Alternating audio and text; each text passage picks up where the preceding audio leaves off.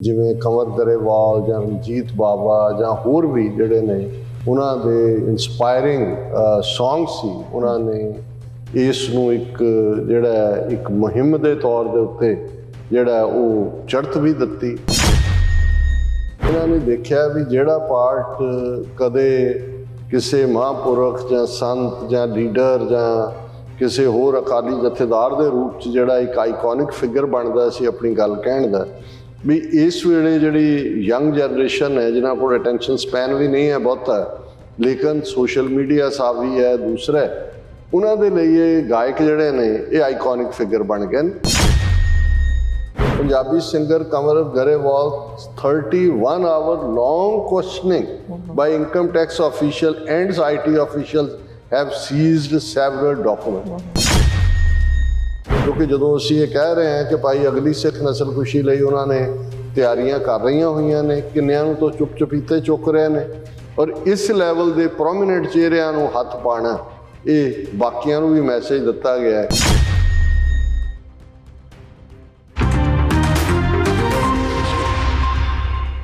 Viewers welcome back on programme. So viewers ਗੱਲਬਾਤ ਕਰਨ ਜਾ ਰਹੇ ਹਾਂ ਕਿ 13 ਮਹੀਨੇ ਚੱਲੇ ਕਿਸਾਨ ਅੰਦੋਲਨ ਵਿੱਚ ਪੰਜਾਬੀ ਕਲਾਕਾਰਾਂ ਨੇ ਖਾਸ ਯੋਗਦਾਨ ਪਾਇਆ ਸੀ। ਹੁਣ ਬਦਲਾਖੋਰੀ ਵਿੱਚ ਇਨਕਮ ਟੈਕਸ ਮਹਿਕਮੇ ਨੇ ਪੰਜਾਬੀ ਗਾਇਕਾਂ ਕੰਵਰ ਗਰੇਵਾਲ ਅਤੇ ਰਣਜੀਤ ਬਾਜਵਾ ਦੇ ਘਰ ਛਾਪਾਮਾਰੀ ਕੀਤੀ ਹੈ। ਸੋ ਇਹ ਸਿੱਧੀ ਬਦਲਾਖੋਰੀ ਜਿਹੜੀ ਹੈ ਇਹ ਸ਼ੁਰੂ ਹੋ ਚੁੱਕੀ ਹੈ। ਸੋ ਇਸ ਬਾਰੇ ਆਪਾਂ ਗੱਲਬਾਤ ਕਰਨ ਜਾ ਰਹੇ ਹਾਂ। ਸੋ ਅਸੀਂ ਚਾਹਾਂਗੇ ਕਿ ਤੁਸੀਂ ਇਸੇ ਤਰ੍ਹਾਂ ਬਣੇ ਰਹਿਣਾ, ਦੇਖਣ ਸੁਣਨ ਜਾਂ ਲਿਖ ਲਈ ਤੁਹਾਡਾ ਸਭ ਦਾ ਬਹੁਤ ਧੰਨਵਾਦ ਜੀ। ਡਾਕਟਰ ਸਾਹਿਬ ਕੀ ਕਹਿਣਾ ਚਾਹੋਗੇ? ਦੇਖੋ, ਸਾਡੇ ਵੀਰ ਕਰਮਜੀਤ ਸਿੰਘ ਜੀ ਨੇ ਲਿਖਿਆ ਵੀ ਅਸੀਂ ਤਾਂ ਉਦੋਂ ਖੁਸ਼ ਹੋਵਾਂਗੇ ਜਦੋਂ ਸਾਡੇ ਨੌਜਵਾਨ ਜਿਨ੍ਹਾਂ ਦੇ ਕੇਸਾਂ ਤੇ ਰੁਮਾਲ ਬੰਨੇ ਹੋਣਗੇ ਔਰ ਅਸੀਂ ਫੀਫਾ ਜਿੱਤ ਕੇ ਲਿਆਵਾਂਗੇ। ਬਿਲਕੁਲ, ਨੋ ਡਾਊਟ। ਔਰ ਇਸ ਇਵੇਂ ਹੀ SK ਮਠਾਰੂ ਜੀ ਨੇ ਕਿਹਾ ਕਿ ਭਾਈ ਇਹ ਭਾਵੇਂ ਮਰ ਗਲ ਵੀ ਗਏ, ਇਹਨਾਂ ਦੀਆਂ ਸਮਾਧਾਂ 'ਚੋਂ ਇਹਨਾਂ ਦੀਆਂ ਹੱਡੀਆਂ ਵੀ ਕੱਢ ਕੇ ਉਹਨਾਂ ਦਾ ਵੀ ਟਰਾਇਲ ਚਲਾਵਾਂਗੇ, ਇਹਨਾਂ ਨੂੰ ਮਾਫੀ ਨਹੀਂ ਹੋਏਗੀ ਕੋਈ ਵੀ। ਬਿਲਕੁਲ, ਇਹ ਵੀ ਗਾਰੰਟੀਡ ਹੈ, ਐਗਰੀਡ।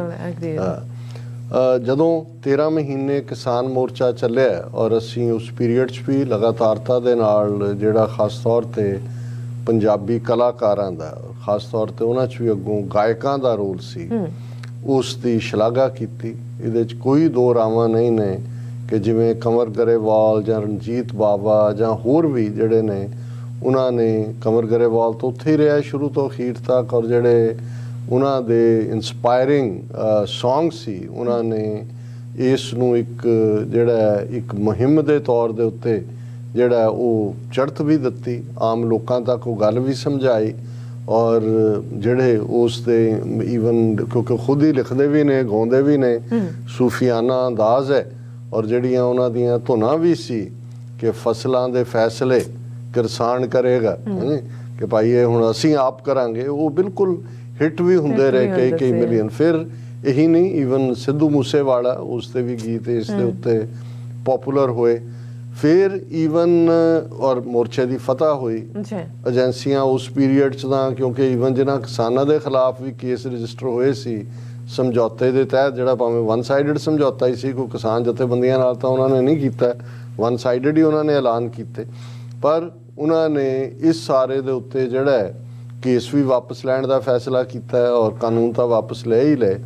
ਲੇਕਿਨ ਮੈਨੂੰ ਉਦੋਂ ਵੀ ਇਹ ਲੱਗਦਾ ਸੀ ਕਿ ਵੀ ਇਹ ਜਿਹੜੇ ਸਾਰੇ ਐਲੀਮੈਂਟ ਨੇ ਕਿ ਵੀ ਇਹਨਾਂ ਨੇ ਦੇਖਿਆ ਵੀ ਜਿਹੜਾ ਪਾਰਟ ਕਦੇ ਕਿਸੇ ਮਹਾਂਪੁਰਖ ਜਾਂ ਸੰਤ ਜਾਂ ਲੀਡਰ ਜਾਂ ਕਿਸੇ ਹੋਰ ਅਕਾਲੀ ਜਥੇਦਾਰ ਦੇ ਰੂਪ 'ਚ ਜਿਹੜਾ ਇੱਕ ਆਈਕੋਨਿਕ ਫਿਗਰ ਬਣਦਾ ਸੀ ਆਪਣੀ ਗੱਲ ਕਹਿਣ ਦਾ, ਵੀ ਇਸ ਵੇਲੇ ਜਿਹੜੀ ਯੰਗ ਜਨਰੇਸ਼ਨ ਹੈ ਜਿਨ੍ਹਾਂ ਕੋਲ ਅਟੈਂਸ਼ਨ ਸਪੈਨ ਵੀ ਨਹੀਂ ਹੈ ਬਹੁਤਾ, ਲੇਕਿਨ ਸੋਸ਼ਲ ਮੀਡੀਆ ਸਾਵੀ ਹੈ, ਦੂਸਰਾ ਉਹਨਾਂ ਦੇ ਲਈ ਇਹ ਗਾਇਕ ਜਿਹੜੇ ਨੇ ਇਹ ਆਈਕੋਨਿਕ ਫਿਗਰ ਬਣ ਗਏ ਨੇ। ਔਰ ਇਕੱਲਾ ਇਹੀ ਨਹੀਂ, ਜੇ ਅਸੀਂ ਦੀਪ ਸਿੱਧੂ ਦਾ ਉਭਾਰ ਦੇਖੀਏ ਕਿ ਉਹ ਬੇਸ਼ੱਕ ਗਾਇਕ ਤਾਂ ਨਹੀਂ ਸੀ, ਫਿਲਮ ਐਕਟਰ, ਔਰ ਉਸ ਦੀ ਐਕਟਿੰਗ ਜਿਹੜੀ ਜ਼ੋਰਾਬਾਈ ਦੇ ਥੱਲੇ ਜਿਸ ਕਿਸਮ ਦਾ ਉਹਨਾਂ ਨੇ ਆਪਣਾ ਡਿਫਾਈਂਸ ਦਾ ਅੰਦਾਜ਼ ਦਿੱਤਾ ਸੀ ਫਿਲਮ ਦੇ ਵਿੱਚ ਐਕਟਿੰਗ ਕਰਦਿਆਂ ਵੀ, ਉਹੀ ਡਿਫਾਈਂਸ ਉਹਦੇ ਬਿਹੇਵੀਅਰ 'ਚ ਸੀ। ਉਹਦੇ 'ਤੇ ਉਹਨੇ ਪਾਤਸ਼ਾਹੀ ਦਾਅਵੇ ਦੇ ਕਨਸੈਪਟ ਨੂੰ ਵੀ ਲਿਆਂਦਾ।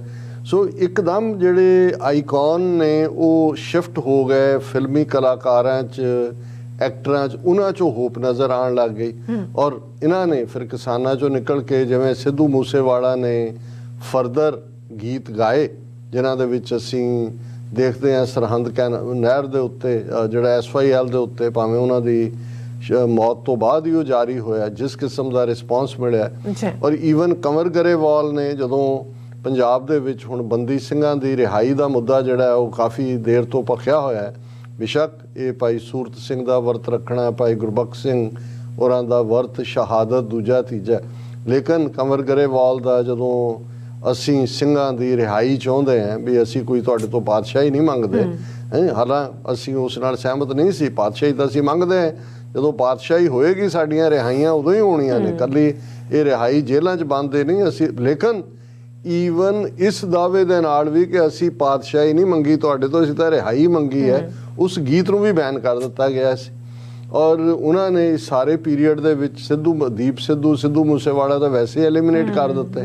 ਔਰ ਇਹ ਨਜ਼ਰ ਆ ਰਿਹਾ ਸੀ ਕਿ ਕੁਛ ਨਾ ਕੁਛ ਹੋਣ ਵਾਲਾ, ਔਰ ਨਤੀਜਾ ਅਸੀਂ ਦੇਖ ਰਹੇ ਹਾਂ ਕਿ ਕਿਵੇਂ ਸਾਈਮਲਟੇਨੀਅਸ ਰੇਡ ਇਹਨਾਂ ਦੋਨਾਂ ਤੇ, ਕਿਉਂਕਿ ਦੋਨੋਂ ਹੀ ਸਿੱਖ ਹਲਕਿਆਂ ਦੇ ਵਿੱਚ, ਕਿਉਂਕਿ ਇੱਕ ਉਹ ਸੀ ਜਿਨ੍ਹਾਂ ਦਾ ਸੰਬੰਧ 19 ਨਾਲ ਹੀ ਸੀ ਕਿ ਜੀ ਕਿਸਾਨਾਂ ਤੱਕ, ਜਿਨ੍ਹਾਂ ਦੇ ਵਿੱਚ ਇੱਕ ਕੈਟਾਗਰੀ ਬੱਬੂ ਮਾਨ ਤੇ ਦੂਜੇ ਜਿਨ੍ਹਾਂ ਨੂੰ 26 ਜਨਵਰੀ ਨੂੰ ਜਿਹੜਾ ਉਹ ਝੰਡਾ ਲਹਿਰਾਣਾ ਵੀ ਲੱਗਦਾ ਸੀ, ਕਹਿੰਦਾ ਮੇਰੀ ਮਾਂ ਮਰੀ ਤੇ ਨਹੀਂ ਮੈਂ ਕਦੇ ਰੋਇਆ ਜਿੰਨਾ ਮੈਨੂੰ ਹੁਣ ਦੁੱਖ ਹੋਇਆ।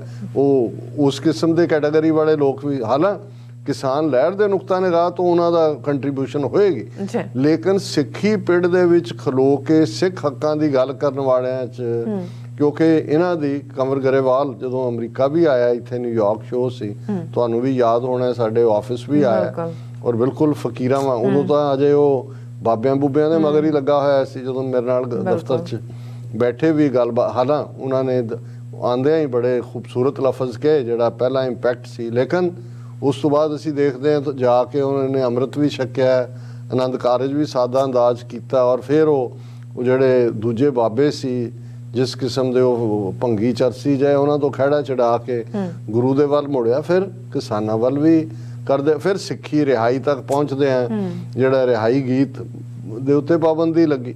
ਸੋ ਉਹਨਾਂ ਦੇ ਇਹ ਉਹ ਲੋਕ ਨੇ, ਕਿਉਂਕਿ ਜਿਹੜਾ ਇੱਕ ਕਲਾਕਾਰ ਹੁੰਦਾ ਹੈ ਜਾਂ ਇੱਕ ਸਪੋਰਟਸਮੈਨ ਹੁੰਦਾ ਹੈ, ਕਿਉਂ ਜਿਹੜਾ ਫੀਫਾ ਦੇ ਚੱਲਦੇ ਆ ਅਸੀਂ ਦੇਖਦੇ ਹਾਂ ਕਿ ਕਿਵੇਂ ਅਰਜਨਟੀਨਾ ਦਾ ਜਿਹੜਾ ਮੇਨ ਹੈ ਉਹ ਰਾਤੋਂ ਰਾਤ ਕਿੰਨਾ ਵੱਡਾ ਹੀਰੋ ਬਣ ਗਿਆ।